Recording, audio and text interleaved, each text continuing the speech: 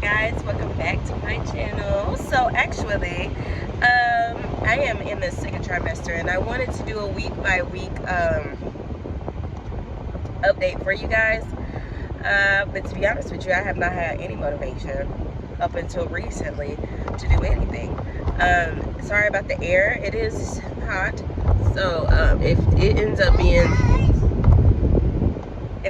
being too loud, then I'll just go back and re-record this. But I'm gonna do my baby updates on Fridays because that's when my weeks change. But I wanted to come on here today, even though it is Wednesday, I think, because we had a doctor's appointment today and we found out the gender of the baby. And I am not going to say what it is because we are going to do a gender reveal for the kids. But I'm super excited, and I'm happy by how it turned out. And yeah, so baby 7 is definitely what I thought it was gonna be. So I'm really happy about that. And if you saw my Facebook post, then you already know what it's gonna be. But anyway, so Friday will mark a new week. Right now, I am 16 weeks. And so I wanted to talk really quickly about what 16 weeks looks and feels like the fourth time around. And like maybe my thoughts on, getting a C-section again. So if you have not been a part of this journey before, if you don't know how any of my pregnancies have gone or labor or anything like that, this is my fourth baby, fifth pregnancy. We had one miscarriage right before Rosie. But this is my fourth, I think it was Rosie. Yeah. This is my fourth baby. So we can say fourth technical full pregnancy. Hopefully, fingers crossed. And I am nervous and excited every single time. I'm nervous and excited at all times. But I'm nervous and excited every time I go to the doctor because, you're just really hoping that everything is good and the baby's safe and that there's a heartbeat and all of that. But baby had a good, strong heartbeat. Baby looked great. Baby was moving a lot. And, just overall seemed really good. So I'll go back in 5 weeks for an anatomy, which will be right before Sage's birthday. And then I think after that will be a sugar test, and then a growth check, and then it'll be pretty much time for baby to come. So anyway, 16 weeks, fourth time around. I already feel Braxton Hicks. They're not super strong, but considering the fact that I'm already feeling them, I feel like they're going to be really strong. But that matters not because I'm not pushing. The reason why this is my fourth C-section is because Mason put his hand on his head, so I could not progress my first time around.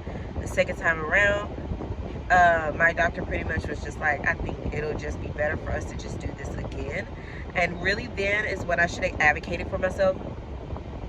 It should have said, no, it's been 2 years in between. I would like to try to push. He said that good chances were that I was not going to progress again.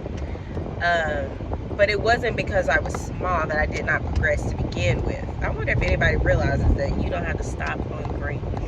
Okay, but anyway. It wasn't because I was small that I didn't progress. It was because Mason was just extremely stubborn, like he is now, and I could not progress because of his hand. And so I should have advocated for myself then, and I didn't. And at the time, Trail was very big on just whatever she says. And so I was just like, we're going to do a C-section again. Now he gonna speak up, honey. he is definitely going to speak up if he does not agree, or if he doesn't understand why they're choosing something, or if he feels like, you know, that may not be the best decision medically for myself, based on experiences, or, you know, things like that, or just his overall concern, then he'll say something. So at the time I did not advocate for myself, and so I ended up having another C-section. Should have went this way. Sorry, Mace. That was fun. So I ended up having another C-section. So anyway, it was, I guess, a little over a year, but less than a year when I got pregnant. So it was a little bit over a year when I had my next baby, but it was not like 2 years in between time being pregnant. So it was not enough time. Plus, they really want you to be in there 2 years, you know, out of the operating room 2 years, not 1 and some change like now.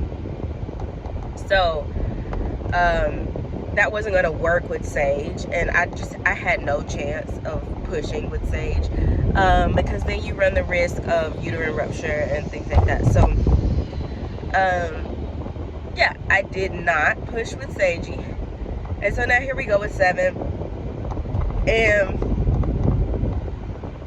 because I've had 3 C-sections, they will not allow me to push, because once again, you could run the risk of uterine rupture. So yeah, when people say this is the easier way out than pushing, I do not agree with that. First of all, not everybody can handle C-sections well, like as far as the pain afterwards. My blood pressure bottomed after receiving my epidural this go around, pretty bad for a second there, you know, before they upped my blood pressure medicine that they do during the procedure. It was scary there for a sec. So I wouldn't say that it's an easier route to take. If you're anything like me, you can go in that morning, or let's say with Sage, I went in that afternoon because my water broke. You could go in that afternoon. I picked Mason up from school, and we pretty much went like an hour later, and then still not give birth until that night. So it's not I wouldn't say that it's any easier. For some people, that may be the easier route to take rather than going through, you know, labor and trying to push. But that recovery afterwards is no joke. Like, it's no joke. That pain is something serious. You just got cut open, what they say, like 4 layers, and then expected to be able to move less than 24 hours. I don't know how long they be saying that you're expected to move, but you're really expected to move less than 24 hours later, because then you have to get up and you have to be, you know, trying to walk to the bathroom, trying to at least get out of the bed, because you're only going to get a few days. With my first 2, I stayed in the hospital for a week. The first one, they let me stay in there as many days as I possibly could because Mason went to the NICU. With Rosie, he was like, all right, I'm gonna let you stay as long as you can, but your baby ain't in the NICU, so I can't keep you here for real. And then with Sagey, the hospital I was at, because I didn't go to my usual doctor, I was not delivered by my usual OB. That situation was a different hospital, and they get you in and out of there within the weekend. So no, I think it was a Friday, and then I went home on Sunday. So no, but that also was an easier recovery for me than the others. So no, I wouldn't say that it is necessarily easier, because there were definitely times where I was like, I ain't gonna make it. I'm pretty sure this pain gonna take me out. So I definitely understand it. Understand not you know what I mean, it not being easier. But I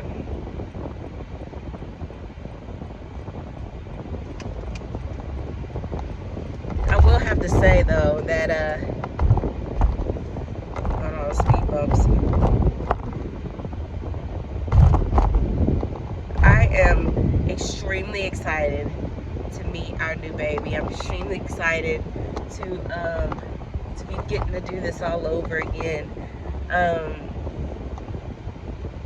To be able to hold another tiny baby in my hands, that is a reflection of the love that Trail and I have for each other. So yeah, baby 7 is due to be here in February, but I will give birth in January. It's just a matter of if I'm giving birth at the end of January or in the middle of January.